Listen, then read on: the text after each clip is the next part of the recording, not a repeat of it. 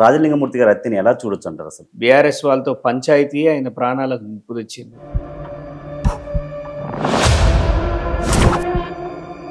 భూమి దందాల వినండి, కేటీఆర్ ఒక అమ్మాయి తను సూసైడ్ చేసుకొని చనిపోతే ప్రేమాయణం అంటగట్టిన. ఒకవేళ నిన్ను ప్రెస్ మీట్ పెట్టమంటే హరీష్ రావుకి దమ్ము లేదా? ఆడం కూడా మగోడు కాదా? ఇప్పుడు మీరు కూడా అరేతురే అంటారు కదా మరి హరీష్ రావుని. భార్యను ఒకడు అనవసరంగా ఇబ్బంది పెడితే వాడిని గౌరవిస్తావా? ఇప్పుడు నెక్స్ట్ నేనని మీరు భయపడుతున్నారో సరే ఏదో రకంగా? నాకు భయం గీయం అంటే నచ్చదు. ఫస్ట్ రైతు రుణమాఫీ ఎక్కడ అయింది, ఏ ప్లేస్ లో అయింది? అంతటా అయింది. అంతటా అయింది. అంతటా అయితే రైతులు ఎందుకు తిరగబడతారు? మీరు చెప్పిన కోమటిరెడ్డి కామెంట్స్ నేను చూడలే కాబట్టి నేను మాట్లాడా. అందరికి తెలుసు, అది నాకు తెలియదు కదా. అందరూ తెలుసు అన్నది. చిన్న చిన్న పిల్ల అని కాదు, నేను తెలియదు. డైరెక్ట్ టీవీలో స్టేట్మెంట్ ఇచ్చింది కదా. వినండి. Welcome to our channel. నేను మీ వెంకట్. ఈరోజు మనతో పాటు ఉన్న గెస్ట్. ఈ 2-3 రోజుల నుంచి రాజలింగమూర్తి గారి హత్య చాలా సంచలనం సృష్టిస్తుంది. దాని గురించి మనతో మాట్లాడడానికి సిద్దిపేట వాసులు చక్రధర్ గౌడ్ గారు మనతో పాటు ఉన్నారు. అన్న నమస్తే. నమస్తే అన్న, రాజలింగమూర్తి గారి హత్యని ఎలా చూడొచ్చు అంటారు అసలు? అది ఇప్పుడు రాష్ట్రంలో చాలా చర్చ జరుగుతుంది. దానికి ఎన్ని కోణాలు చెప్పినా, ఎన్ని మాటలు చెప్పినా, పోలీసు దర్యాప్తు ఏదేమైనా కానీ ప్రజలు విశ్వసిస్తుంది ఒకటే, ఇది బీఆర్ఎస్ చేసిన హత్య. బీఆర్ఎస్ వాళ్ళతో పంచాయతీ ఆయన ప్రాణాలకు ముప్పు తెచ్చింది. మేడిగడ్డ పైన వేసిన కేసులే ఆయన ఇవాళ ఇది మేడిగడ్డ కేసు ప్రాణం పోయి ఖచ్చితంగా. ఇప్పుడు చూడండి, పబ్లిక్ బిలీఫ్ అండి. ఇప్పుడు పబ్లిక్ విశ్వసించిన తర్వాత నీకు ఏ చట్టం ఏ న్యాయం అంతా తర్వాత. ఎందుకంటే ఆయన చనిపోయినోడు ఇప్పుడు ఏ న్యాయం చేసినా తిరిగి రాడు, నంబర్ 1. సో ఆయన పోరాడింది అయితే మేడిగడ్డతోటే. సెటిల్మెంట్లు చేసిండని ఇలా కొంతమంది బీఆర్ఎస్ వాళ్ళు. భూమి దందాల వినండి, కేటీఆర్ ఒక అమ్మాయి తను సూసైడ్ చేసుకొని చనిపోతే ప్రేమాయణం అంటగట్టిన. అందరు ఆయన లెక్క రంకు కట్టుకుంటాడు అనుకుంటాడు కానీ ఆమె పాపం ఉద్యోగం రాక ఇబ్బందులు పడి చనిపోయింది ఆమె. అలాగే మేడిగడ్డ పరిస్థితి, ఈ రాజలింగం గారిది కూడా అంతే. రేపు ఇంకా చక్రధరదైనా ఇంకో రంకో బొంకో కట్టాల్సిందే. అది వ్యవస్థలో వాళ్ళు చీడపురుగులు అట్లా తయారైనారు. వాళ్ళ భార్య స్టేట్మెంట్ ఇచ్చింది కదన్నా. ఏమని? ఇప్పుడు రాజలింగం గారి వాళ్ళ భార్య ఏదో భూదందాలు పంచాయతీలని మామూలు ల్యాండ్ కు సంబంధించిన గొడవలు అని చెప్పి ఆమె డైరెక్ట్ స్టేట్మెంట్ ఇచ్చింది. ఫస్ట్ టైం ఏమి ఇచ్చిందో చూడలేదా మీరు? ఎవరి పేరు ఆరోపించింది? కేటీఆర్ తో సహా కొంతమంది పేరు తీసిందా లేదా? ఎందుకు మరి రెండోసారి అలా ఎందుకు అయిపోయింది? చూడండి, ఇప్పుడు వాళ్ళ భర్త అసలు మనిషే లేడు ఇంట్లో, ఏం చేసినా తీసుకురాలేరు. The first statement what they given అది క్యాలిక్యులేటెడ్. తర్వాత అంతా పైనుంచి ప్రెషర్లు వస్తాయా, బెదిరిస్తారా, ఆమెకు పెళ్లి కావాల్సిన బిడ్డ ఉందా, చూడండి ఎన్నో రకాలుగా ఒక మధ్యతరగతి కుటుంబం. సో దాన్ని మనం అర్థం చేసుకొని కాంట్రవర్సీ చేయందే బెటర్ అని నేను అనుకుంటున్నాను. కాదు, యాక్చువల్గా వాళ్ళు ఇంతకుముందు బీఆర్ఎస్ పార్టీలో ఉంటారు కదా, కౌన్సిలర్ ఉంది వాళ్ళ భార్య. బీఆర్ఎస్ లో ఉండి ఎందుకు బయటకు వచ్చారు చెప్పండి? దేనికి? వాళ్ళు చేసే అకృత్యాలు నచ్చకనే బయటకు వచ్చారు. వాళ్ళు చేసే దరిద్ర పనులు చేత చూడలేక ఇప్పుడు 10 లక్షలు ఇస్తా అన్నాడు, తీసుకుంటే ఎవడు చూడబోయండి? మీరే చెప్పండి. తీసుకొని దగ్గర పెట్టుకుంటే ఇలా నాకు వచ్చే నష్టమే ఉంది. సో ఆ నిజాయితీగా ఉన్నాడు, ప్రాణాలు కోల్పోయిండు. అంటే ఏంటి ఇప్పుడు బీఆర్ఎస్ఏ హత్య చేసిందంటారా? ప్రజలు అంటారు అని చెప్తున్నాను నేను. ప్రజలు అంటారు, జనం అనేదే చక్రధర అంటాడు. ఇప్పుడు న్యూస్ రీడరు న్యూస్ చదువుతాడు, వినొచ్చినావా అంటే ఏం చెప్తారు? ప్రజలు అనుకున్నదే కదా, వాళ్ళ గొంతుకై మాట్లాడతాడు. వాళ్ళ గొంతుకనే నేను మాట్లాడుతున్నా. కోమటిరెడ్డి గారు అయినా ప్రజలు అనుకున్నదే చెప్పిండు, ఆయన ఒపీనియన్స్ ఏం చెప్పాలి, అది గుర్తుపెట్టుకోవాలి. నెక్స్ట్ చక్రధర్ గౌడ్ గారే నెక్స్ట్ నా ప్రాణాలు కూడా ఇలాగే పోయే అవకాశం ఉందని అంటున్నారు. దేనికని? ఇప్పుడు చాలా మంది ఈ వ్యాఖ్య చేస్తుండ్రు. ఎందుకంటే ఇప్పుడు ఇక్కడ హైదరాబాద్ వాళ్ళకి కొంచెం వరకు తెలియదు బిజీ లైఫ్ లో. ఇప్పుడు డిస్టిక్లలో పోతే, రైతుల దగ్గర పోతే చక్రధరోడు అనే నేపథ్యం ఏంది, ఆయన ఎలా పనిచేసిండు, ఒక అన్టోల్డ్ స్టోరీ లెక్క మా దగ్గర మీడియాని కట్టడి చేసి చాలా విషయాలు బయటికి రాని అన్నప్పటికీ ఈ రాష్ట్రంలో చాలా మంది గుర్తుపడతారు. ఈవెన్ సీఎం దాకా కూడా చక్రధర్ ఎలాంటి వాడు, ఎలా పనిచేశాడు ప్రతి ఒక్కరికి తెలుసు, ఇంక్లూడింగ్ కేసీఆర్ తో సహా. నేను చేసిందే రైతుల పని. సో రైతుల కోసం, బడుగు బలైన వర్గాల కోసం నిలబడ్డప్పుడు అండ్ దట్టు ఇప్పుడు ఫోన్ ట్యాపింగ్ చాలా కీలకంగా మారింది రాష్ట్రంలో. ఎక్కడ చూసినా మీరే కదా కేసు పెట్టి నేనే పెట్టినా. హరీష్ రావు గారి మీద. Yes exact. సో ఆ కేసు విషయంలోనే చక్రధర్కి థ్రెట్ ఉండొచ్చు అని ప్రజలు అనుమానం పడుతున్నారు. మీరు అనుకుంటున్నారా ఉందని? చూడండి, ఇప్పుడు 100% ఉంటది. మనం ఎంచుకున్న దారేంది? మనం ఎవరితో సావాసం చేస్తున్నాం, ఎవరితో పగలు పెట్టుకుంటున్నాం, ఏ రాజకీయంలో ఎవరిని విమర్శిస్తున్నాం, ఇలాంటివన్నీ చెప్తాయి, మనకి ఇండికేట్ చేస్తాయి. నా మీద అక్రమ కేసులు అయితే నాకు ముందు తెలుసు ఐఎమ్ రెడీ, పోయినా వచ్చినా. ఇప్పుడు కూడా అంతే జరిగే ఛాన్సెస్ ఉండొచ్చు. ఇప్పుడు హరీష్ రావు గారి మీద మీరు న్యాయ పోరాటం చేస్తున్నారా? ఖచ్చితంగా న్యాయ పోరాటమే చేస్తున్నా. లేకపోతే ఆయన ఏమన్నా పబ్లిక్ లో తిడుతున్నానా అండి, నేను ఏమన్నా వాళ్ళ ఇంటి మీద రాళ్ళిస్తున్నానా, భౌతిక దాడులు చేస్తున్నానా, పోదాం కొడదాం అంటున్నానా? లేదే, నేను చట్టపరంగా కేసు వేసిన, నాకున్న హక్కులు న్యాయస్థానంలో నాకు వరకు ఎంత సాధ్యమైతే అంత కొట్లాడుతాను. సో హరీష్ రావు గారితో కొట్లాడే దమ్ముంది అంటారా మీకు? అందుకే ఆయన మనిషి కాదేంటి? అంటే మీరు ఇప్పుడు అన్నారు కదా చాలా పెద్ద వ్యక్తులు కదా వాళ్ళు. ఏమైనా కోటేసుకొని వచ్చాడు వాదిస్తాడా హరీష్ రావు?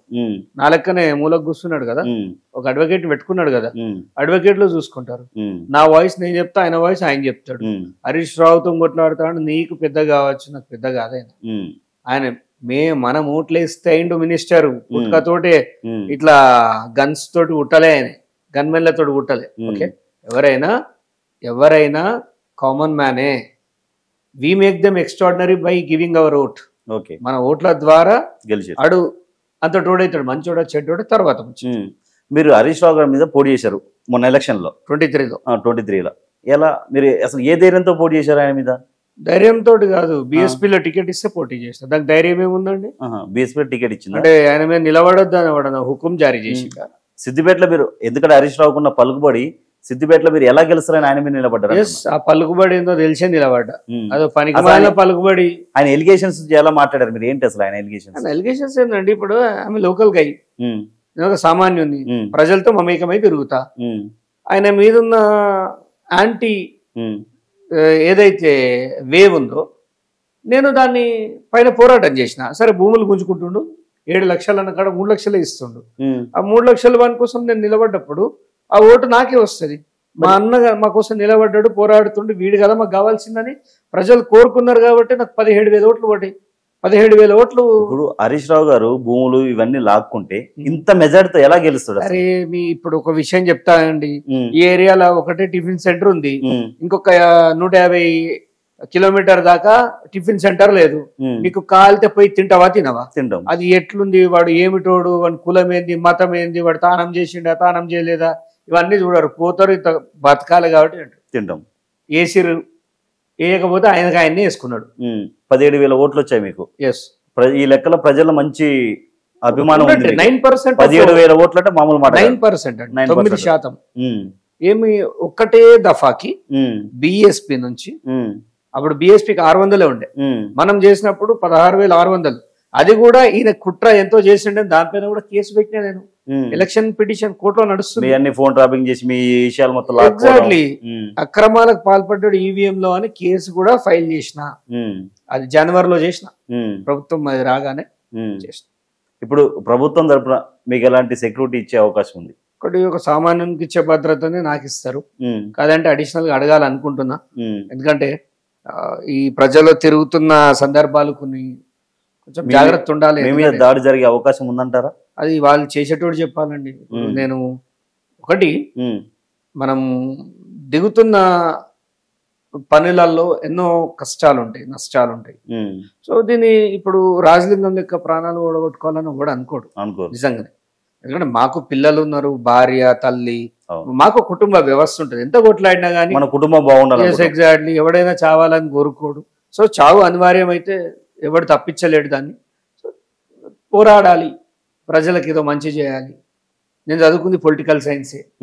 సో ఏదో అప్పుడు చదివిన చదివే కావచ్చు, ఇంత ఇంట్రెస్ట్ ప్రజలపైన ఏదో చేద్దామనే ఒక ప్యాషన్, ఇవ్వడంలో ఒక తృప్తి. సో అదే ఇక్కడికి తీసుకొచ్చింది. ఇదే ఆర్ఎస్ ప్రవీణ్ కుమార్ గారు, గతంలో మీరు ఆర్ఎస్ ప్రవీణ్ కుమార్ గారు ఒకే పార్టీలో ఉన్నారు, ఆ పార్టీ తరఫున మీకు టికెట్ ఇచ్చారు. మరి ఇప్పుడు అదే ఆర్ఎస్ ప్రవీణ్ కుమార్ గారు మీ మీద చాలా ఎలిగేషన్స్ తెచ్చారు. అది ఆయన అడగాలి, మీరు నన్ను ఎందుకు అడుగుతారు? ఆయన ఎట్లా అడుగుతాం? మీరు ఇంతకుముందు ర్యాష్ డ్రైవింగ్ కేసులో ఇప్పుడు మీరు రోడ్డు మీద పోతురు, మీ మీద మీ తెల్ల బట్టల మీద కూడా బురద పోసిండు. ఉమ్, బురద ఎందుకు పోసిండు అంటే పోసిన అడగాలి. ఉమ్. ఆయన బురదలు ఉన్నాడు, ఇప్పుడు ఆయన బురద పోసినట్టు ఏదో ఒకటి ఉంటది కదా, అదే ఆయనకు దూలతోడు ఆయన కలిసినప్పుడు నేను అడుగుతుంది. ఒకటి చెప్పాను, నేను చెప్తాను వినండి. బిఎస్పిలోకి రమ్మని ఎన్నో సార్లు నన్ను ఆయన అడగడం జరిగింది. ప్రవీణ్ కుమార్ గారు నీలాంటి పోరాడే గొంతుక కావాలన్నాడు. నా మీద రేప్ కేసు ఫైల్ చేసినప్పుడు ఏదో అమ్మాయిని చెరిచిండు ఇరిచిండు అని పెద్ద మాటలు మాట్లాడుతాడు. నువ్వు కాదా ఆ రోజు కరీంనగర్ పోయే సభకు మధ్యలో ఆపుకొని నా దగ్గరకు వచ్చి, ఆ ఫోటో కూడా మా మిసెస్ దగ్గర ఉంది, తేవడం మర్చిపోయిన మా భార్యను, అమ్మ నువ్వు బాధపడకని ధైర్యం చెప్పి సిఐని తిట్టిండు. ఇదా అనే కేసు? నేను ఒక ఐపీఎస్ని కేసు ఎట్లా పెడతారు అని, ఇది ఒక ఫాల్స్ కేసు అని ధైర్యం చెప్పింది నువ్వు కాదా? సిద్దిపేటకు వచ్చి హెలికాప్టర్ వేసుకొని వచ్చి చక్రధర్ మీద అన్ని అడ్డమైన కేసులు పెట్టిండు ఈ ఎలమదూర, నేను అంతం చూడాలంటే ఒకే ఒక మొగోడు చక్రధర్ అని చెప్పింది నువ్వు కాదా? ఇవాళ మొత్తం ఒళ్ళంతా ఏదో పర్సనల్ విషయాలని మాట్లాడుతుండు ఆయన. వాళ్ళ కుటుంబంలో నువ్వు కుటుంబం గురించి నువ్వు మాట్లాడకు. నీకు నీతి ఉందా? బహుజనులందరూ గుండెలో పెట్టుకుంటే తీసుకుపోయి దొరకు అమ్ముకుంటావు. నిన్ను ఇవాళ సమాజం ఎంత హీనంగా చూస్తుంది తెలుసా? నువ్వు ఒక ఐపీఎస్ ఆఫీసర్వి, ఏమైంది నీ చదువు, ఏమైంది నీ విజ్ఞానం, నీ విద్య? మొన్నటి దాకా మాలాంటి కుర్రోళ్ళని రెచ్చగొట్టి ఆ దొరను అది చేయాలి ఇది చేయాలని చెప్పి బహుజనవాదం అని చెప్పి అంబేద్కరిస్టులుగా మార్చి బుద్ధిజం అంటే ఇది అది అని గొప్ప గొప్ప మాటలు చెప్తే నువ్వు ఎంతో గొప్పవాడు అని నమ్మితే మేమేమో. ఇవాళ నిస్సిగ్గుగా ఆడ కూర్చొని చక్రధర్ పైన అలిగేషన్స్ అని చెప్పి మళ్ళీ ఫ్యామిలీ గురించి మాట్లాడుతుండు. ఆయన కట అది చెప్పడానికి అటు ఉందట. ఏం చేసినాం మా ఫ్యామిలీ నీకు తెలుసా? ఆర్ఎస్ ప్రవీణ్ నువ్వేం చేసినావు? దొంగలతో కలిసినావు, నిన్ను గెలిపియలేదని కక్ష కట్టినావు ప్రజల మీద, కక్ష కట్టి పోయి దొంగలతో కలిసినావు. నీ వెనక ఒక్క ఎస్సీ లేడు ఎస్టీ లేడు, నువ్వు ఉంటారు అనివి. ఆ పదవేదో పెద్దవాళ్ళు ఏదో నీకేదో రాష్ట్ర అధ్యక్షుడిని అయితే అని కలగంటున్నావు కానీ బొడగొండు మీద బొడగొండు కొట్టే రకాలు వాళ్ళు. తస్మాత్ జాగ్రత్త. అది ఎలమదొరలు. మనము ఎస్సీ ఎస్టీ బీసీ మైనారిటీలు వాళ్ళ మీదికి పోలేము. ఆ కుట్ర రాజకీయాలు రావు. వాళ్ళు ఇంట్లో పెళ్ళాంతోటే హత్యలు చేపిస్తారు మొగుళ్ళని, ఆ రకం క్యాండిడేట్లు వాళ్ళు. మనకు అనుమానం కూడా రాదు. అంత దుర్మార్గ పార్టీలో కూర్చొని నువ్వు ఇలా చక్రధర్ ఇట్లా చక్రధర్ అట్లా అని మాట్లాడుతుంటే నవ్వుతురు. బిఎస్పీ వాళ్ళు అంతా ఫోన్ చేస్తున్నారు, అన్న మనోడేంది ఇంత చండాలంగా తయారైండు, బురదలో ఉన్నాడు అనుకున్నాం, బురదే తింటాడు ఆయన. ఏం మాట్లాడతాడండి? కొంచెం సంస్కారం లేదా? అన్ని తప్పుడు మాటలా నువ్వే అంటివి. ఫోన్ ట్యాపింగ్ నీకు జరిగిందని నువ్వే చెప్తివి. అరే ఏమైంది అసలు? విలువల్ని గాలికి వదిలేసినామాను? ఆర్ఎస్ ప్రవీణ్ గారు సమాధానం చెప్పాలి. ఒకవేళ నిన్ను ప్రెస్ మీట్ పెట్టమంటే హరీష్ రావుకి దమ్ము లేదా? ఆడం కూడా మొగోడు కాదా? ఆడ మొగోతనం లెక్క కూర్చొని మాట్లాడరాదా? ఆయన నిన్ను పంపిస్తే నువ్వు వస్తావా? బహుజన బిడ్డని తిట్టడానికి నువ్వు వస్తావా? వేరేవాడు లేడా? అంటే ఎవడు రాను అన్నట్టున్నాడు. అందుకే నువ్వు నా మీదకి నిన్ను నీ రెప్యుటేషన్ స్పాయిల్ చేద్దామని నీకు నన్ను తలిగిచ్చారు. అది నువ్వు గుర్తిస్తలేవు. యావత్ తెలంగాణ ఇవాళ కామెంట్స్ చదువుకో, ఉరేసుక సావాలి. ఏం మాటలండి? హరీష్ ఖాన్ కంటే తెలివి లేక మా ఇంట్లో మీద నెపం నూకి మళ్ళీ బజార్కి లాగింది కాబట్టి అని ఇలా బజార్లో పెట్టినా. మళ్ళీ నీ సంగతి ఏంది మరి? కొంచెం మాట్లాడేటప్పుడు సంస్కారంతో మాట్లాడాలి. చదువుకున్నాడల్లా సంస్కారం ఉన్నాడు కాదు. ఇవాళ నేను తీవ్రంగా ఖండిస్తున్న ఆర్ఎస్ ప్రవీణ్ మాటల్ని. ఇట్లే చేస్తే మాత్రం ఆయనకు ఫ్యూచర్ ఉండదు. ఎవడు నమ్మడు. కాలికి బల్పం కట్టుకుంటా నిన్ను నమ్మొద్దని చెప్పడానికి. మరి తస్మాత్ జాగ్రత్త. ఇప్పుడు మీరు కూడా అరే తురే అంటారు కదా, మరి అలా ఎలా మాట్లాడుతున్నారు? ఎవరిని? హరీష్ రావుని. మీ ఇంట్లో మీ తల్లినో చెల్లినో భార్యనో ఒకడు అనవసరంగా ఇబ్బంది పెడితే వాడిని గౌరవిస్తావా? ఎందుకు గౌరవించాలి? వాడు గౌరవం లేనికి గౌరవం లేదు. మా ఊర్లో ఇబ్బందుల పాలు చేశారు. మా ఊర్లో ఒక సర్పంచ్ను పట్టుకొని 82 ఏళ్ల సర్పంచ్ను పట్టుకొని 10 టర్ములు గెలిచిన సర్పంచ్ను పట్టుకొని ఈ హరీష్ రావు ఊర్లోకి వచ్చి అరే ఇటు రారా అంటాడు. ఆ సర్పంచ్ 82 ఏళ్ల వయసు సర్పంచ్ రెస్పెక్ట్ ఇవ్వాలి కదా, ఏజ్కి రెస్పెక్ట్ కదా. ఆ సర్పంచ్ ఊర్లో పెద్ద పటేలు ఉంటాడు, ఇటు రారా అంటాడు. నువ్వు ఆయన ఇటు రారా అన్నప్పుడు నిన్ను కూడా ఇటు రారా అంట. Tit for tat. Okay. So మా దగ్గర అందరూ హర్షిస్తారు. మేము అనని గొంతుక మా చక్రి గొంతుక. మీరు రైతు కుటుంబం నుంచి కష్టపడే కుటుంబం నుంచి వచ్చారు. మేము రైతు కుటుంబం కాదు, మరి రైతుల కోసం పనిచేసినంత మాత్రం రైతు కుటుంబం కాదు ఇది. నేను చాలా కష్టాలు పడవచ్చు, చిన్న స్థాయి నుంచి వచ్చినాం, కష్టాలు అంటే తెలుసు, అన్ని కష్టాలు చూసే ఇంత స్థాయికి వచ్చినాం. హైదరాబాద్ లో 3,000 జాబ్ చేసిన వ్యక్తినే నేను. ఇవాళ స్కాములు గీములు అని ఓడోడేదో మాట్లాడుతూ టైంపాస్ కాదు, అది వాళ్ళ ఇంట్రెస్ట్. నన్ను హైప్ చేద్దాం అనుకుంటే ఏదన్నా చేయొచ్చు. గుడ్ ఆర్ బ్యాడ్ నా గురించి సమాజంలో చర్చ జరుగుతుంది, నాకు అది ఇంపార్టెంట్. ఫేమస్ అవుతారు మీరు, ఫేమస్ కోసం కాదు, చర్చల్లో ఉండాలి. తర్వాత ప్రజలు నిర్ణయిస్తారు అది నిజమా అబద్ధమా. బట్ ఒక డిస్కషన్ అయితే జరుగుతుంది. మీరు వేసిన కేసు ఎంత వరకు వచ్చింది హరీష్ రావు గారి మీద? ఇప్పుడు నడుస్తుంది.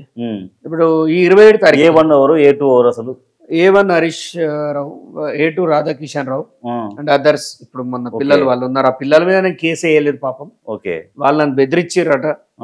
నిజంగానే వాళ్ళు బెదిరించారు. యాక్చువల్గా అదంతా చూస్తే ఇదంతా ఒకడేమో సిమ్ము తీసిన అంటాడు, ఒకడేమో తీయలే అంటాడు, ఒకటి చక్రధర నాకు తెలియదు అంటాడు, ఒకసారి తెలుసు అంటాడు. అరే బాబు, మీకు ఆ హరీష్ రావు ఇచ్చిన స్క్రిప్ట్ చదివితే మీరు ఆగమైపోతారు. అసలు మీ ఫోన్ ట్యాపింగ్ చేయాల్సిన అవసరం ఏంటి? అంత అదే ఆయన అడగాలి. హరీష్ రావుని 17,000 ఓట్లు చీల్చినోడు, 17,000 ఓట్లు 5 రోజులలో చీల్చినోడు ఒక 3 నెలలు 4 నెలలు ఎక్సర్సైజ్ చేస్తే గ్రామ స్థాయిలో ఆయన పరిస్థితి ఏంటండి? ఆయన పరిస్థితి ఏంది? అందుకే చేసిండని నాకు తెలుసు, చేయించిండని నాకు తెలుసు, ఏమేమి జరిగిందో అన్ని తెలుసు. వాడికి సంబంధించిన సాక్ష్యాలు ఇచ్చిన సాక్ష్యాల ప్రకారమే పోలీసులు, నాకు పోలీసులకు సంబంధం లేదు, వాళ్ళ వ్యవస్థలో భాగం, వాళ్ళకి ఇది నాకు జరిగింది అన్యాయం అని చెప్పిన. ఒక 6 నెలలు దింపుకొని ఎస్ వీడు అన్న దాంట్లో న్యాయం ఉన్నది అని అన్నీ చెక్ చేసుకున్నాక ఇప్పుడు ఆయన ఉద్యోగం ఎందుకు కూడా కొట్టుకుంటాడండి? చట్టపరంగా పనిచేయాలి. రేపు హరీష్ రావు వస్తే ఆయన టార్గెట్ చేయడా? ఆయన కూడా తెలుసు. రేపు ఆయన ఏమంటాడు, సారిగో నాదేముంటది, కోన్ కిస్కాగాడు ఓడిచ్చినా అలా తప్పుంటే కేసు పెడతాం సార్ యాజ్ పర్ లా అంటాడు. యాజ్ పర్ లానే వెళ్తున్నారు. ఇప్పుడు రాజలింగమూర్తి గారి హత్య జరిగింది, సరే అది ఎవరు చేశారు ఏంటనే గవర్నమెంట్ తెలుస్తుంది. ఇప్పుడు నెక్స్ట్ నేనని మీరు భయపడుతున్నారో సరే ఏదో రకంగా ఈ అన్ని విషయాలను బట్టి ఫ్యామిలీ కొంచెం భయపడి సఫర్ అయ్యేది ఛాయిస్ ఉన్నాయా? మీకు ఒకటి తెలుసో లేదు, నాకు భయం గీయం అంటే నచ్చదు. ఫస్ట్ ఆఫ్ నేను పిరికి మందు నూరిపోయా. ఒకటి జనం చెప్పాలనుకున్నారు చక్రధర్ అంతకు థ్రెట్ ఉందని, అది వివిధ మాధ్యమాల వల్ల యూట్యూబ్లలో ఆడాయిడ తెలిసింది. సో ప్రాణహాని అంటున్నా, ప్రాణ భయం కాదు, ప్రాణహాని. ఓకే, హాని ఎవరికైనా ఉంటది, మీకు ఉండదా? ఉంటది. ఎవడో ముక్కు ముఖం తెలియనోడు వచ్చేదో చేస్తాడని కొంచెం ఉంటది. ఎందుకంటే అరే ఇంకా మస్తు లైఫ్ ఉన్నది. హరీష్ రావు లాంటి వాళ్ళని ఇంకో 10 మందిని తలిగించుకో చూడాలి కెరియర్ లా. దీనివల్ల మన ఫ్యామిలీ ఏమన్నా భయపడే ఛాయిసెస్ ఉన్నాయని అడుగుతా. ఉంటది ఖచ్చితంగా. ఎందుకు ఎదురెళ్తున్నావు, ఎందుకు అవసరం అని ఇంట్లో చెప్పడాలంటే. ఎస్, కానీ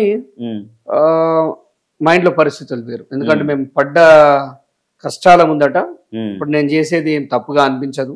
కొన్ని సమయాల్లో ఇబ్బంది పడ్డప్పటికీ నేను వాళ్ళకి చెప్తాను, సమాజంలో చచ్చిపోయిన వాళ్ళది కాదు చరిత్ర, బతికి నిలబడ్డ వాళ్ళ చరిత్ర చెప్తా. రేవంత్ రెడ్డి గురించి చెప్తా. నిలబడ్డాడు కష్టాలు, డోర్లు బద్దలు కొట్టి ఎత్తుకపోయారు మన లెక్కనే. నిలబడ్డాడా లేదా? మనం నిలబడుతున్నాం. ఆయన కేసీఆర్ మీద కొట్లాడుతుంది, హరీష్ రావు మీద కొట్లాడుతున్నాం. దట్స్ ఇట్, ఇంకేం లేదు. అసలు మరి ర్యాష్ డ్రైవింగ్ కేసు ఏంటంటే మీ కేసు కూడా ఉందంట. అది కోవిడ్ లా ఇక్కడనే అవలాగాలు మాట్లాడతారు ఆ కేసు గురించి. కానీ కోవిడ్ లా ఈ బారికేడ్స్ ఇట్లా పెట్టారు.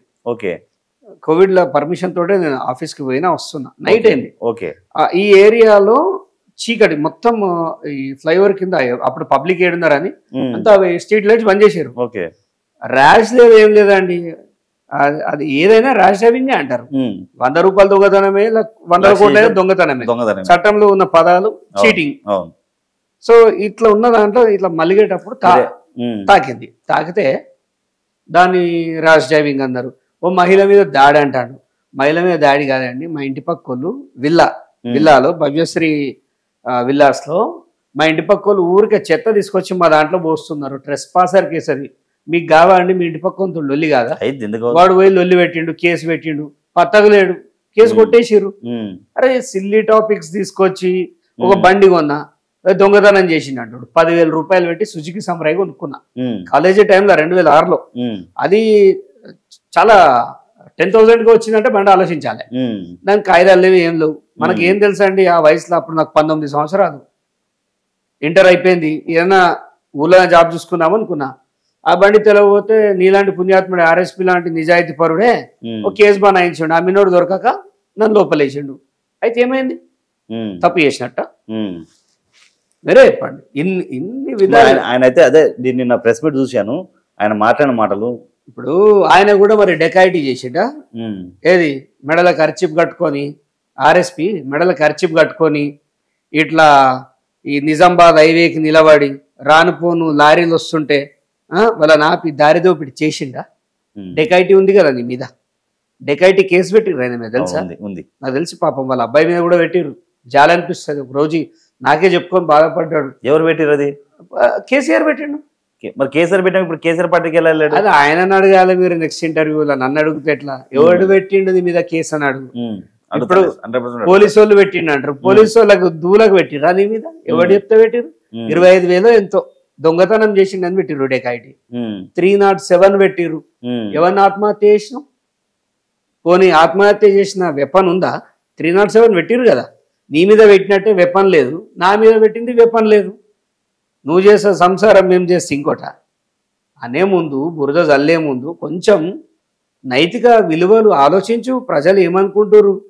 సంచులు పట్టుకొని పైకి పోవు, సంచులు కిందనే వాడేది. గట్టిగా ఈడీ వచ్చినా ఐటీఓడి వచ్చినా ఈ సంచులతోటే జైలుకు పోవాల్సి వస్తుంది. జర ఆలోచించాలి మాట్లాడేటప్పుడు. ఎవరి మీద కాంట్రవర్సీ చేస్తున్నాం? నేను రైతు సంక్షేమం కోసం పనిచేసిన, లోఫర్గాళ్ళ కోసం పనిచేయలే, లుచ్చగాళ్ళ కోసం పనిచేయలే. లోఫర్గాళ్ళ కోసం లుచ్చగాళ్ళ కోసం పనిచేసేది ఉంటే బీఆర్ఎస్ నాకు దొరికిన స్థానం ఇంకొకటికి దొరకకపోదు. ఇప్పుడు ఇదే హరీష్ రావు గారు మిమ్మల్ని బీఆర్ఎస్ లోకి రమ్మని పిలిస్తే వెళ్తారా? ఎవరు? నేను కూడా హరీష్ రావుని కాంగ్రెస్ లోకి రమ్మంట. రాజకీయంగా అది ఆయన పిలవచ్చు. మన వ్యక్తిగతంగా మనం ఏంటి? నా స్టాండ్ కాంగ్రెస్, నా స్టాండ్ ఫార్మర్. ఇవాళ వచ్చిన ఏడాది లోపే రైతు రుణమాఫీ అనేది నన్ను చాలా ఆకట్టుకున్న విషయం. అవును. ఇప్పుడు లిజన్, ఒక విషయం చెప్తాను. 100%లో 5 ఏళ్ల గవర్నమెంట్లో మొదట ఏడాది ఉన్న నిధులతోటి గవర్నమెంట్కి చాతన అడిగి చేసిందండి. అంకెలలాగా ఉంది. 4 ఏళ్ళు చూడు, ఇంకా మొత్తం మేక్ ఓవరే కాలేదు. ఇచ్చి ఇదేం బట్టలు అన్నట్టున్నది. రైతు రుణమాఫీ ఎక్కడ అయింది? ఏ ప్లేస్ లో అయింది? అంతటా అయింది. అంతటా అయితే రైతులు ఎందుకు తిరగబడతారు? ఎక్కడ తిరగబడ్డారండి? ఇప్పుడు మీకు ఒకటి చెప్తానండి. మీ తిరగబడడం అంటే ఒక విషయం చెప్తా. ఇప్పుడు నేను ఏదైనా బీజేపీలో ఒక వ్యక్తిని తిట్టాను అనుకోండి, ఒక 100 మంది కామెంట్ చేశారు నాకు. సపోజ్ 100 మంది బ్యాడ్ గా కామెంట్ చేశారు. బీజేపీకి 100 మంది కార్యకర్తలే ఉన్నారా అండి? బీజేపీకి ఎంత ఉంటారు? లక్షల్లో ఉండాలి. మరి లక్షల్లో తిట్టట్లేదు ఎందుకు? నన్ను 100 మాట్లాడుతున్నావు ఎందుకు? మిగతా వాళ్ళని తిట్టిపోయారు. They are accepting. మౌనం అర్ధంగీకారం అన్నట్టు చక్రధర్ చెప్పింది నిజం అని కామెంట్ పెట్టట్లే. మనకి ఎందుకు? వాళ్ళు వేస్ట్ వాళ్ళు, పేటిఎం కాలని. ఇది కూడా అంతే. కొంతమంది 4-5 అమాయకులను తీసుకురావచ్చు, డిస్క్వాలిఫైడ్ క్యాండిడేట్లను తీసుకురావచ్చు, రెచ్చగొట్టచ్చు. మొన్న కేటీఆర్ దొరకలేదా ఇట్లాంటి విషయాలల్లా? ఈ సిరిసిల్ల విషయంలో హరీష్ రావు దొరకలేదా? అవుట్డేటెడ్ థింగ్స్ తీసుకొచ్చి చూడండి. మీడియాలో చూసేదంతా నిజం కాదు. గ్రౌండ్కి వెళ్ళాలి. గ్రౌండ్లో రియల్ ఫ్యాక్ట్స్ ఉంటాయి. సో ఈ జగన్ ఒకటి, కేసీఆర్ ప్రభుత్వాలు ఏంటంటే పబ్లిక్ని పేటిఎంగా తయారు చేసి మిస్యూజ్ చేశారు. సో అది ఇంకా కంటిన్యూ అవుతుంది అరాకొర. ఈ 4 ఏళ్లలో public next government Congress government అనే చెప్తా. నెక్స్ట్ కూడా కాంగ్రెస్ గవర్నమెంట్ ఖచ్చితంగా, డౌట్ ఏం పడకండి. ఇలా కాంగ్రెస్ గవర్నమెంట్ ఎంత కరెక్ట్గా పనిచేస్తుందో నాకు తెలుసు. నేను అనుకున్నా ఏమా రేవంత్ రెడ్డి ఏమున్నాడు అసలు, హరీష్ గుంజుకొచ్చి లోపల వారేస్తాడేమో, ఈయన తలుపులు బద్దలు కొట్టి ఎత్తుకపోయారు, అంత కక్ష ఉండాలి, గుంజుకపోయి లోపల వారేయాలి అని అనుకున్నా. చట్టం తన పని తాను చేసుకపోతుంది, మనం డిస్టర్బ్ చేయొద్దని వదిలేసిండు. కేసు పెట్టి 3 నెలలు అవుతుంది ఆల్మోస్ట్. మొన్న కేసీఆర్ గారు టీఆర్ఎస్ భవన్లో ఒక మాట మాట్లాడారు, గంభీరంగా మౌనంగా ఉన్నానంటే నేను కొడితే మామూలు ఉండదు, భూకంపం వస్తుందని చెప్పి. అవును, ఆయన కొడితే మరి ఆ రేంజ్లు ఉంటది. ఒకటి చెప్తే ఆయన ఏ కొట్టుడు గురించి అన్నాడు, మరి మాకైతే ఆయన ఈ కొట్టుడు గురించే తెలుస్తుంది. ఆయన కొట్టేటోడైతే నీ కొట్టుడు తిట్టుడు ఈ డైలాగ్ లాపి నీకు గజ్వెల్లో ఓట్లు వేసిర్రు, ఫస్ట్ ఓ ఒక్కసారి ఒక రౌండ్ వేసిరా. రౌండ్ అంటే గీ రౌండ్ కాదు, అటుకు పోయి కూడా ఈ రౌండ్లు కాదు, జరపోయి సాధక బాధకాలు చూడు. ఆడ పరిస్థితి ఈటల రాజేందర్ రాడు, అటు ఆయన ఏలిడిసిన తమ్ముడు. ఈటల రాజేందర్ ఇప్పుడు ఏమన్నా అంటే వాళ్ళ బీజేపీ వాళ్ళు ఎగురుతా ఉంటారు, ఎగిరేటాడు కూడా బీజేపీ వాడు. టీఆర్ఎస్ వాళ్ళు ఇలా ఈ దొంగలంతా ఇలా చొరీరు బీజేపీలో, దానికి బీజేపీకి విలువ లేకుండా చేస్తారు. నిజమైన బీజేపీ కార్యకర్తలు చిల్లర మాటలు మాట్లాడరు. ఈ ఈటల రాజేందర్ ఈ రోజు గజ్వేల్ రాడు ఓడిపోయినప్పటికీ అంటే వీళ్ళకి యూజ్ అండ్ త్రో గజ్వేల్ ప్రజలు అంటే. మరి ఎలా గెలిపిస్తారు? అరే ఏం చేస్తారండి, అభివృద్ధి వాళ్ళకి కావాల్సిన ల్యాండ్స్. అవును, ఇప్పుడు నేను మంచోని కదండి, నేను ఏ పని చేయలే, అలాంటప్పుడు నా ప్లేస్ ఇంకోటి నిలబడ్డాడు అని గెలిపియాలి కదా. మరి ఇప్పుడు నెక్స్ట్ అదే జరుగుతుంది కదా. ఇప్పుడు కాంగ్రెస్ నుంచి నిలబడేటోడే కేసీఆర్ ఓడిపోతారు గజ్వేల్ ఖచ్చితంగా 100%. నాకు తెలిసి అయితే నెక్స్ట్ బీఆర్ఎస్ ఉండదు. ఇక మీరు కేసీఆర్ గురించి అడిగితే ఉండదు. నెక్స్ట్ అసలు 10 సంవత్సరాలు మళ్ళీ బీఆర్ఎస్ అంటారు కదా వాళ్ళు అంటారండి. ఇప్పుడు ఆల్రెడీ కాంగ్రెస్ మీద ఆల్రెడీ ఇప్పటికే ప్రజల్లో చాలా వ్యతిరేకత వచ్చింది. 6 గ్యారెంటీలు అమలు చేయలేకపోయారు. ఆ ఫ్రీ బస్ అని ఒకటి పెట్టారు. ఆ ఫ్రీ బస్ పెట్టిన కాంచి లేడీస్ చెప్పేది నేను చెప్తున్నా, ఫ్రీ బస్ పెట్టారు పేరుకి, 10 బస్సులు ఉన్న 2 బస్సులు వేసి బస్సులు లేకుండా జనాలు ఇబ్బంది పడుతున్నారు. ఈ బస్సులు పెట్టే కానీ బస్సుల్లో లేడీస్ కొట్టుకుంటున్నారు. ఇప్పుడు సీట్ల కోసం జరగమంటే నువ్వు డబ్బులు ఇచ్చినావా, నువ్వు ఎలా వచ్చావు నేను అలా వచ్చా అని చెప్పి నేను మొన్న ఊరికెళ్తే చూసా బస్సులో.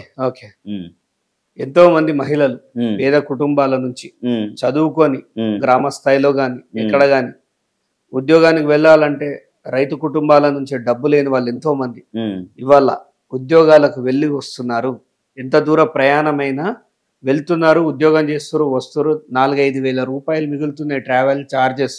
వాళ్ళు 2 గంటలు బస్సులో కూర్చున్నా పర్వాలేదు, ఇక్కడ రూము గీము మాకు అవసరం లేదు, ఇంటికాడ సర్ది కట్టుకుంటాం, జాబ్ చేసుకుంటాం, ఇంటికి పోతాం. ఇదే చూడాలి. 4 సిగలు పట్టుకొని కొట్టుకున్నది అంతటా ఉన్నది. నల్ల నీళ్ళ కాడ కూడా కొట్టుకసచ్చిర్రు ఒకప్పుడు. ఈ చరిత్ర చెప్పొద్దండి. కొట్టుకున్నాయి తిట్టుకున్నాయి కాదు, సమాజానికి మంచి చూపించడానికి ట్రై చేయండి. అర్థమైందా? మీరు మాట్లాడేది ఎట్లుందంటే కుంభమేళ పోయి ఆ పూసలమ్మే పిల్లని హైలైట్ చేసినట్టే ఉన్నది. ఈ పూసలమ్మేటోళ్ళని హైలైట్ చేసేటోళ్ళంతా ఈ బీఆర్ఎస్ గ్యాంగే ఉంటుంది. సో మంచిది చూపించండి, మేము చూపిస్తాం మంచిది. అతి తొందరలో ఏం జరిగింది కాంగ్రెస్ లో, సరే తప్పుంటే తప్పుని తప్పు అనడం కాదు, సరిదిద్దే ప్రక్రియ ఒకటి ఉంటుంది కదా. ఇప్పుడు చెయ్యి ఇరిగితే పోయిందంటారా, దాన్ని రిపేర్ చేసే పద్ధతి ఒకటి ఉంటుంది కదా. ఇంకోటి ఇప్పుడు ఈ మధ్యలో వాటర్ పంచాయతీ నడుస్తుంది కృష్ణా జలాల గురించి. ఆ గురుదక్షిణ కింద ఆంధ్రకి కృష్ణ జలాలు రేవంత్ రెడ్డి మందులు ఇచ్చాడని, దీని ఎలా చూడొచ్చు? ఇప్పుడు బీఆర్ఎస్ వాళ్ళు బీజేపీ వారు 10 సంవత్సరాలు గవర్నమెంట్లు ఉన్నది ఎవరు? తెలంగాణ వచ్చిన తర్వాత ఎవరున్నారు? ఏం బీకిర్రు? ఒకసారి జగన్ వచ్చే, ఒకసారి చంద్రబాబు వచ్చే. ఈ 10 ఏళ్లలో మీరు పీకింది ఏందో చెప్పండి. ఇలా గురు శిష్యుల సంబంధం తర్వాత మాట్లాడుకుందాం. నువ్వు 10 సంవత్సరాలలో ఏం సాధించినవు చెప్పు నాకు.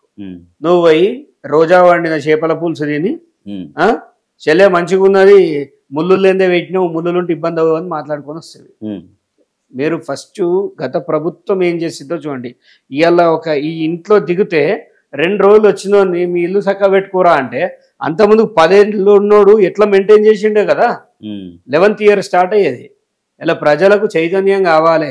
మా కార్యకర్తలకు ఒకటే విన్నపం చేస్తున్నా, ప్రతి కార్యకర్తకి, సరే మనం బహుజన్లమా రెడ్లమా ఇదంతా తర్వాత, మన నాయకుడు రేవంత్ రెడ్డి, రాహుల్ గాంధీ, సోనియా గాంధీ గారి దయ వల్లనే ఇలా మనం ఈ రాష్ట్రాన్ని తీసుకున్నాం. సరే తీసుకున్న తర్వాత పరిస్థితులు ఏమైనాయి అదంతా తర్వాత. ఒక సంక్షేమ పథకాలు నడుస్తున్నప్పుడు కార్యకర్తలంతా గ్రామ స్థాయిలో వెళ్ళి 1 గంట సేపు, ఎక్కువ టైం వద్దు, ప్రతిరోజు 1 గంట సేపు నువ్వు పక్కూరికి పోయి చెప్పకు, నువ్వు ఎవడు దేకడు. నీ ఊర్లో రోజు ఒక 50 ఇల్లులు పెట్టుకో, 30 ఇల్లులు పెట్టుకో, ఒక 10 రూపాయలు పెట్టు, పుస్తకం కొని పలానా డేట్ అని రాసి 10 ఇంట్లలో నీకే పథకం వచ్చింది, రాలే, ఎందుకు రాలే? అప్పుడు మన ఎమ్మెల్యేని ప్రశ్నిస్తాం, అన్న మనమేమో బయట ఉదర కొడుతున్నాం, ఈడ చూస్తే మనోనికి రాలే అని. ఇది కదా సబ్జెక్ట్. చేస్తే 10 ఏళ్ళ ప్రభుత్వం వస్తుంది. ఇట్లాంటి కార్యక్రమాలు చేస్తే ఖచ్చితంగా సక్సెస్ అవుతాం. ఇంకో బీసీ కులగణన ఉమ్. బీసీ కులగణన గురించి మొన్న తీన్మార్ మల్లన్న గారు ఒక కామెంట్ చేశారు. ఇది ప్రభుత్వ సర్వే కాదు, ఓన్లీ జానారెడ్డి గారి సర్వే అని చెప్పి ఆయన తీన్మార్ మల్లన్న గారు చాలా సీరియస్ అయ్యారు. ఈ సర్వేని ఉత్సవ తగలబెట్టండి అన్నాడు. దీన్ని ఎలా చూడొచ్చు? బీసీల గురించి తీన్మార్ మల్లన్న పోరాటాన్ని ఎలా చూడొచ్చు? ఇప్పుడు ఒకటండి, అది ఆయన పోరాటం, బీసీల పోరాటం కదా. వినండి, ఒక్కొక్కరికి ఒక్కొక్క స్టైల్ ఉంటది. నేను హరీష్ రావుతో ఇట్లెందుకు ఫైట్ చేస్తాం అని అడిగితే నా మ్యాపింగ్ వేరే ఉంటది, మీ స్టైల్ ఆఫ్ ఎస్, వారి స్టైల్ వేరే. మల్లన్న గారు అంటే నాకు చాలా గౌరవం. నా జీవితంలో ఎప్పుడైనా ఎవరినైనా తిట్టా లైఫ్ లో అంటే తీన్మార్ మల్లన్న ఒక్కనే తిట్టా. ఎందుకని తిట్టా నేను అంతేగా. ఆయన రేపు ఇట్లాంటి ఆర్ఎస్ ప్రవీణ్ లెక్క ఆయన 1.25 తిట్టినా నేను తీన్మార్ మల్లన్న నా జీవితంలో ఏంటి మీ అనుబంధం కాదు. నాకు ఈ సమాజంలో ప్రపంచం అంత చీకటైన క్షణాన నా జీవితంలో ఒక వెలుగు నింపిన వ్యక్తి తీన్మార్ మల్లన్న. ఏ విషయాలు? ఈ Harish Rao first time case పెట్టినప్పుడు నేను అప్పటికి బీజేపీ ఇట్లా ఏం లేదు, సమాజం అంతా ఒక్కసారి స్తంభించిపోయిన క్షణాన చక్రధర్ అలాంటోడు కాదని ఇన్వెస్టిగేట్ చేసి సాక్ష్యాలతో సహా ప్రజలకు చూపించిన ఒకే ఒక వ్యక్తి తీన్మార్ మల్లన్న. మీ తరపున నిలబడ్డాడు. ఎస్, నా భార్యకి ధైర్యం చెప్పిండు, మా కుటుంబానికి ధైర్యం చెప్పి మళ్ళా నన్ను శక్తివంతుని తయారు చేసిన వ్యక్తి మల్లన్న. ఇక నా జీవితాంతం ఆయన అయితే తిట్టా. మీరు అన్నారు కాబట్టి చెప్తున్నా, ఫ్యూచర్ లో నెక్స్ట్ తీన్మార్ మల్లన్న పార్టీ పెట్టే అవకాశం ఉండి పార్టీ పెడితే మీరు వెళ్తారా పార్టీలోకి? వెళ్ళా. ఎందుకని? అరే ఎందుకు వెళ్ళాలి? నేను మల్లన్నకి పర్సనల్ వ్యక్తిని, మా ఎజెండా వేరు. రాజకీయ పరంగా వారిని తిట్టేది ఉంటే నేను ఆ కాసేపటికి రాజకీయాన్ని బంద్ చేస్తా, అంతేగాని తిట్టా. మా ఇంట్లో తీర్మానం చేసుకున్నాం, ప్రాణం పోయినా మల్లన్నని తిట్టద్దు మనం, అదంతే. ఇక ఎందుకు అని అడిగితే కొంతమందికి నచ్చచ్చు, కొంతమందికి నచ్చకపోవచ్చు. మీ పర్సనల్ నా పర్సనల్ నేను తిట్టా ఆయన నా లైఫ్ లో. అంతే. ఎలా చూడొచ్చు ఆయన్ని? బీసీలందరినీ ఒక గూటికి తీసుకొస్తుండు. ముదిరాజుల లోపల చైతన్యం నింపిన వ్యక్తి మల్లన్న. మరి ఏమన్నా మాట్లాడండి, సరే అందరి 100% ఎవరు చేయలేడండి, బట్ ఉన్న దగ్గర మాత్రం చైతన్యపరచగలిగాడు. సరే, ఆయన నుంచి మంచి కాంక్షిద్దాం బీసీలం. మరి కాంగ్రెస్ పార్టీ ఆయనకు సోగతి నోటీసులు పంపించింది, అది పార్టీ విషయం అండి. ఇప్పుడు మీరు కాంగ్రెస్ పార్టీలో ఉన్నారు కాబట్టి నేను అడుగుతున్నాను, పార్టీ అన్నప్పుడు ఎవరికైనా అందరికి ఒకటే సమానం కదా? అవును. మరి ఇదే కోమటిరెడ్డి వెంకటరెడ్డి గారు రేవంత్ రెడ్డి గారు 100 కోట్లు ఇచ్చి పిసిసి పదవి కొనుక్కొచ్చుకుంటూ సీఎం అయ్యిండు 200 కోట్లు ఇచ్చి అని చెప్పి అన్నాడు. మరి అతనికి సోకాజీ నోటీసులు ఇవ్వని పార్టీ తీన్మార్ మల్లన్నకి ఎందుకు ఇచ్చింది? మీరు చెప్పిన కోమటిరెడ్డి కామెంట్స్ నేను చూడలే కాబట్టి నేను మాట్లాడా. నేను చూడలే సార్. అందరికి తెలుసు అది. నాకు తెలియదు కదా, అందరూ తెలుసు అన్నది. చిన్న పిల్ల అని కాదు, నేను తెలియదు. డైరెక్ట్ టీవీలో స్టేట్మెంట్ ఇచ్చింది కదా. వినండి, నాకు ఎంత సబ్జెక్టో అంతే తీసుకుంటా. నేను అన్వాంటెడ్ థింగ్స్ తీసుకోను. ఫస్ట్ ఆఫ్ ఆల్ నేను ఎప్పుడు ఫీల్డ్ మీద ఉంటా. ఈ కామెంట్స్ అంటే రోజు 100 జరుగుతాయి. అలా నిజాలు ఏంటంటే, నిజమైన రాజకీయ నాయకుడు ఇలాంటి క్వశ్చన్ కి చూసిన తర్వాత ఆన్సర్ చెప్పాలి. నేను చూడలే. ఒకవేళ అట్లాంటి కామెంట్స్ ఏమన్నా చేసుకున్నా తిట్టిన ఆయనకు లేదు, తిట్టిపించుకున్న ఆయనకు లేదు. వాళ్ళంతా ఒకటే సామాజిక వర్గం. సో వాళ్ళకు లేని నొప్పి మనకెందుకు? రేపు అలాయ్ బాలాయి చేసుకుంటారు వాళ్ళ అన్నదమ్ములు. ఇక్కడ నేపథ్యం డిఫరెంట్. మరి అది పార్టీ విషయంలో అయింది, అది రిలేషన్గా కావచ్చు. వాళ్ళకు చనువులో వాళ్ళు ఒక మాట అనుకోవచ్చు. ఆయన ఈయనంటాడు, ఆయన అంటాడండి రాజకీయాల్లో, అది వెరీ కామన్. సో ఎక్కడ అంత స్నేహం మరి తీన్మార్ మల్లన్నకు లేదో ఏమో, మరి మనకు తెలియదు విషయం. ఇంకోటి, నెక్స్ట్ మీ రాజకీయ భవిష్యత్తు ఎలా ఉండబోతుంది కాంగ్రెస్ పార్టీలో? చాలా బాగుంటది. నేను ఈ 5 ఏళ్ళు నా ఫ్యూచర్ చూసుకోవట్లేదు. యాక్చువల్గా నేను నెక్స్ట్ 5 years కే నా ఫ్యూచర్ అనుకుంటున్నా. అంటే సిద్దిపేట జిల్లా పడతారా? సిద్దిపేటలో 2028-29 ఎలక్షన్స్ లో కాంగ్రెస్ పార్టీ నుంచి టికెట్ తెచ్చుకుంటా, అందరిని మెప్పించి, ఎవ్వరు కూడా అపోజ్ చేయకుండా అందరిని మెప్పించి, వాడే మంచోడు వానికే ఇద్దాం అనేలాగా అధిష్టానాన్ని ఒప్పించి టికెట్ తెచ్చుకొని అక్కడికి వెళ్ళి గెలుస్తా. సరే, అక్కడ ఆశాబాహులు ఎంతమంది ఉన్నప్పటికీ నేను ఏమంటున్నా, అందరినీ మెప్పించి ఒప్పించి అంటున్నా. మెచ్చుకునేది ఒప్పుకునేది అంతా తర్వాత చూద్దాం. నేనైతే ప్రస్తుతానికి నేను చేసే కష్టం అయితే నేను పని చేసుకుంటూ పోతా. కాంగ్రెస్ పార్టీలో ఒక గొప్ప భవిష్యత్తు అయితే ఉందని నేను అనుకుంటున్నాను. సరే అన్న, చూద్దాం. మీరు కూడా నెక్స్ట్ 28-29లో కాంగ్రెస్ పార్టీ నుంచి టికెట్ తెచ్చుకొని గెలవాలని మనస్ఫూర్తిగా కోరుకుంటాను. Thank you.